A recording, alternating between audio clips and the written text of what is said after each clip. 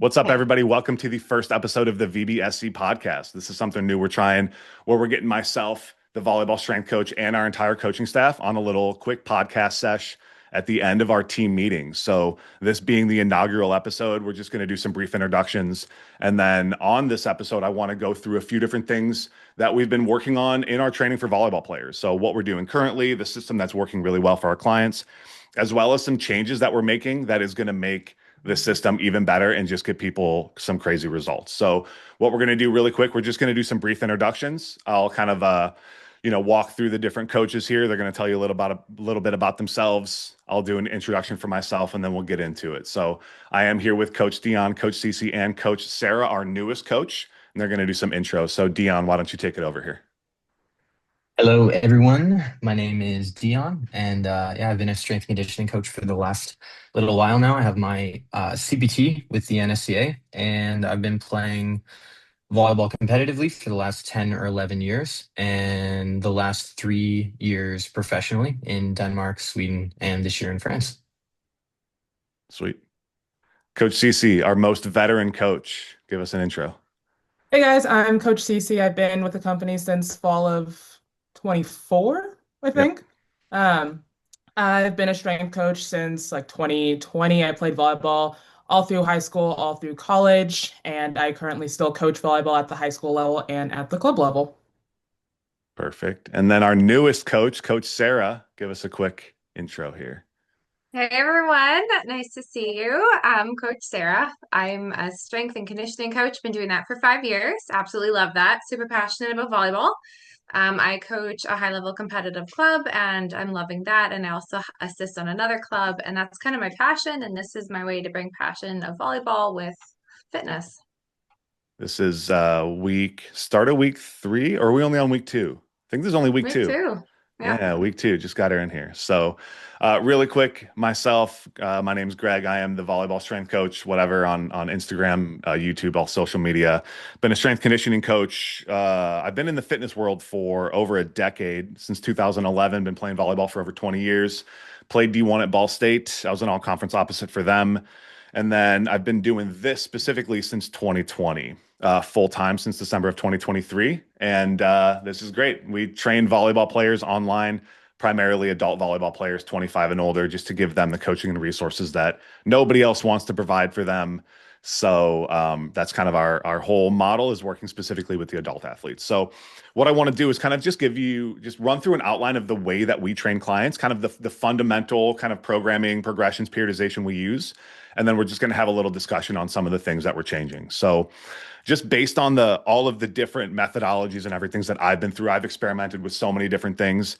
And I really got hung up and I really got stuck on triphasic training, which if you guys have never heard of that, it was created by a guy named Cal Dietz. He's basically the head strength conditioning coach for the University of Minnesota.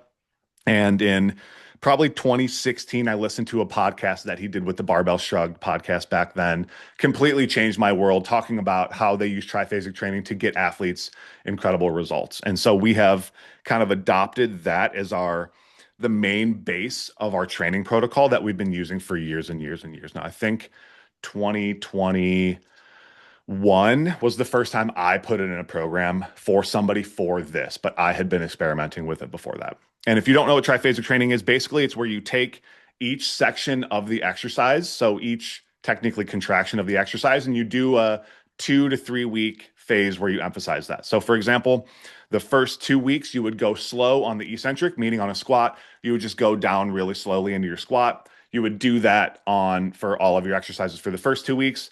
Next 2 weeks, you would do a isometric rep or a pause rep. So go down in the squat, pause in the bottom, and then come back up.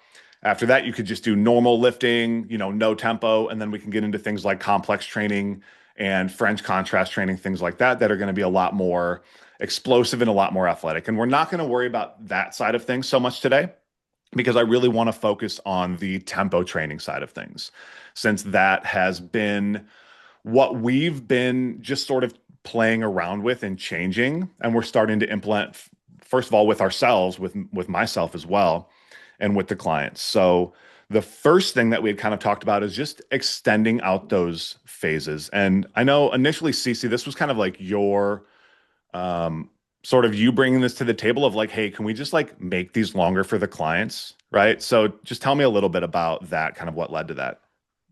Yeah, I think the biggest thing that I saw was his clients not having enough time essentially to really see progress in their numbers. Like that first week would really just be them kind of figuring out what the tempo is and kind of figuring out what their capacity was in terms of the weights, because going from the first phase, which is our GPP phase, right into eccentrics, they're not quite sure like what weight to be using. So then that first week is kind of just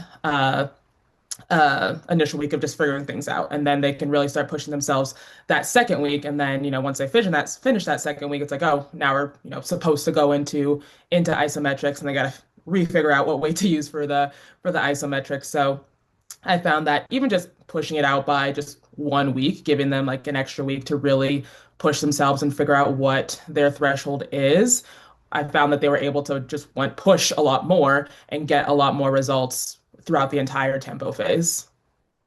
Yeah, and I just had this conversation with a client last night where he's done 2 weeks of his eccentrics, and I'm like, do you want to switch, or do you think there's more juice you can squeeze from what we're doing right now? Like, do you think you can still increase the load on these exercises with the tempo? He's like, yeah, I would love to do this for one more week before we switch. Because it's just like you said, it's like the first week they've never, like, even if they're experienced with lifting, they've probably never done slow eccentrics before. So they have no Yeah. idea what load to use. And even if we're basing off of percentages, it can be hard to like, because it's not going to be the same percentage as if they're doing no tempo, right? So it can even be hard for us to kind of program. And there's definitely a lot of experimentation with it. So it's like they're kind of figuring it out the first week. The second week, they're getting a little progressive overload. And then we're like, all right, let's switch. And, the idea was Yeah. like they should still be progressively overloading because most people, we actually found less people than I thought, but most people can do more on a pause rep than they can on a slow eccentric. Depends on the athlete. But the thought process was like they should just continue to progressively overload and do more weight than they did last week, but that's just not always the case. So, Right. like Dion, you recently had some pretty good experience with triphasic training for your own personal training, right? Yeah. I came into, I think it was the first time that I've really run through triphasic training fully, and just going through the first like eccentric phase, I was like dealing with some injuries as well. Mainly like some quad tendinopathy, I think. And not only did my quad get better, but I was also using a lower weight than my body necessarily had the capacity to use, just because of the quad tendon and the pain that I was dealing with. And then after going through eccentrics and isometrics, I'm lifting the heaviest I have in my entire life for reps in the concentric phase. So I've had the craziest results I have ever seen uh, doing this, um, even though starting in eccentrics, I had to use a lower weight than maybe I could have normally done. And so not only did you get stronger on the exercises, but that quad tendon pain went away, right? Yeah, my quad tendon is almost 100% now, which is crazy because I was like, it was pretty much season ending for me last year. So, Crazy. Yeah, and what we yeah. found is that, and it's not just us, it's science in general, is that on top of other things we do from like a knee pain protocol, is going through the triphasic training tempos really helps increase tendon strength. So quad tendon, patellar tendon, it can even be like Achilles tendon, right? We're just utilizing those same principles in like a knee pain type of situation can still be really beneficial on top of the other things we do, like the isometric holds and things like that too. So pretty crazy. And so, I mean, all in all, like we've gotten really good results with our clients with this, but I think those results really exist more so the first time they do it. Because up until now, we go through like our 12-week, phase, or 12 to 14 weeks, kind of depends on the client, right? And then it's like, well, let's just do it again, but with different exercises. And it just doesn't seem like it hits as hard the second time with a lot of people, going from back squat to front squat, or, deadlift to sumo deadlift, whatever, right? It just doesn't, they get a really big bump that first time, but then the adaptations just don't hit as hard the second time. So when I dove back into Triphasic training as a book and looking at they work with extremely high level athletes, so they do things a little bit differently. And one of those things is the eccentric phase is actually overloaded eccentrics. It's super maximal. It's more weight than they can actually lift. So instead of taking a weight that they could do and just lowering it slowly and then standing back up, they'll actually do exercises with more weight that they can lift, lower it down and have somebody else help stand up with it, or, something like that. You could do weight releasers. There's a lot of things you could do. And I was like, okay, that makes a lot of sense, for like a second time we're going through things. Let's talk about that. But how would we adapt the other ones?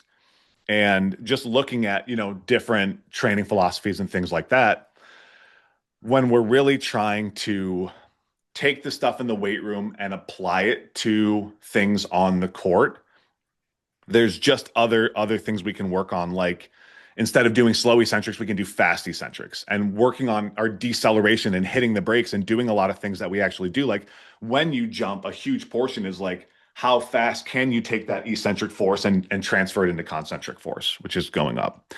So what we started to do is we took that isometric phase and we did it with a fast concentric, where you're basically dropping down into the pause.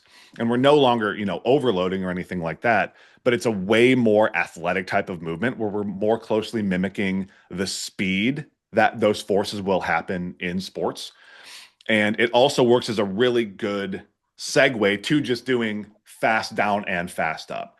Because realistically, when it comes down to it, if you were to drop down with a weight and then reverse that very quickly, there is a higher injury risk with that when you're moving, higher loads at speeds going both directions.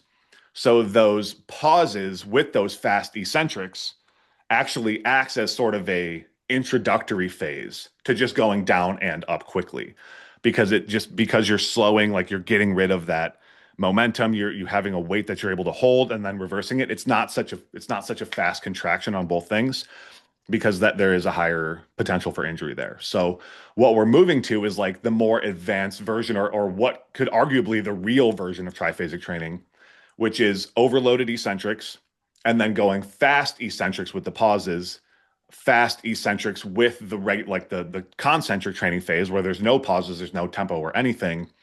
And getting, even though it's still under heavy loads, like we still want this to be relatively heavy, getting that as more of an application to sport.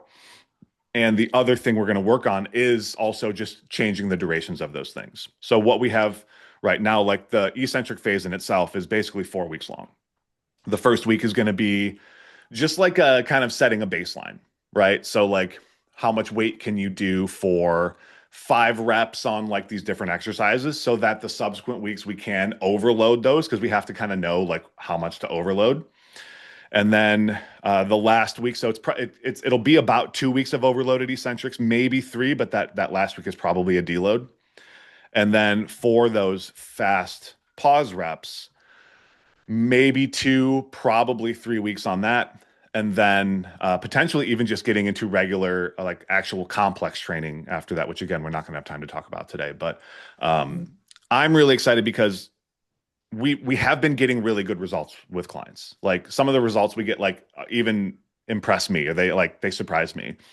But it's really that first cycle through that people get their best results, which there's other, the newbie gains type of adaptations too. But we're just trying to figure out ways, like, how do we keep pushing that to go a little bit further and a little bit further, where we're not just, settling on doing the same thing again, but what different exercises. So, and we've only got just a couple more minutes here, but what are your guys' general thoughts? We can just kind of go through on these new updates to the tempos.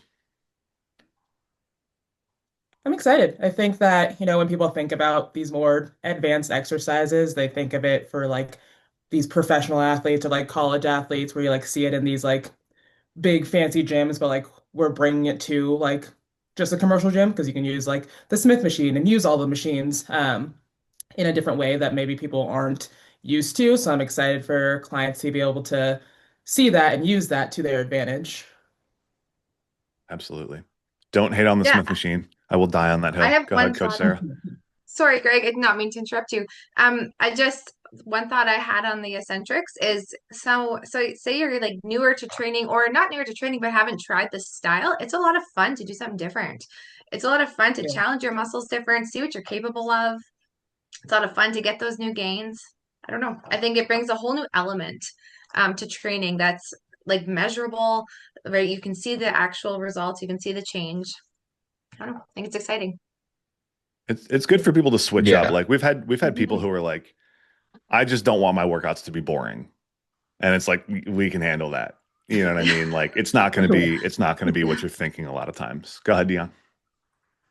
Yeah, I was just gonna say, like, to add on to that, that not only is it like something new, but it's also, I think, like the way that we do triphasic training, I think is also partially adapted to the fact that, like, triphasic training, correct me if I'm wrong, Greg, is more so like it was developed to train already like elite athletes. And sometimes we don't work with elite athletes. Sometimes we just work with normal people who maybe don't have a crazy amount of experience. And the way that we do it gives them a good introduction into these phases. And we get to build their body to maybe handle going through the second time we go around, going into the overloaded eccentrics, into the fast eccentrics. And there's just like, there's a lot of utility in that, I think. And like the way that we've adapted it, I think is really cool, honestly. Yeah, 100%. If we took triphasic training at what they're doing at the University of Minnesota or how it started, and we used it with the people that we sign up for training, it would not go well. And so that's where, doing the essentially scaled down version with, submaximal weight on these things or not so crazy on, going fast on the eccentric, like it just prepares them for the potential that they can get the second time through. And I'm on week 2 of the fast eccentric with the pauses, and I'm absolutely in love with it. It's not something I've ever done in 20 plus years of training. I've never really done anything like this outside of like deep tier plyometrics, is technically that, it's just not necessarily loaded. But on like the lifting side of things, I've never done anything like this, and I think it's great. I'm excited to do some testing because I've been pretty stagnant in my jumping and everything for a while, and I've been looking for something new. So it's like, just to round this out, like the basics still work.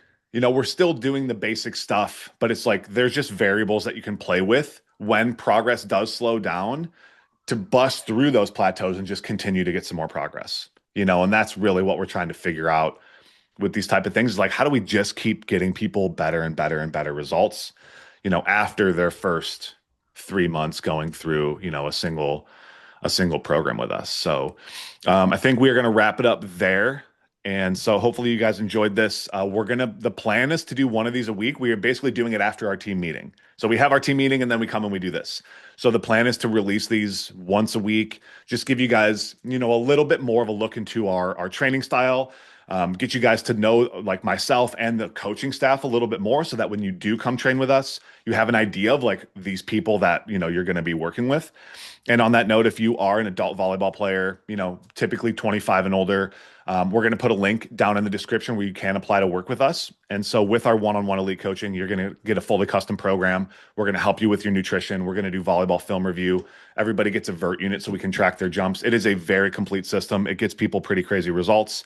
And so if you're looking for a little bit of help to just take your volleyball game to the next level, go ahead, click that link, fill out the application, and then we'll chat from there. But other than that, we are going to call it a day, and we appreciate you guys. We'll see you next time.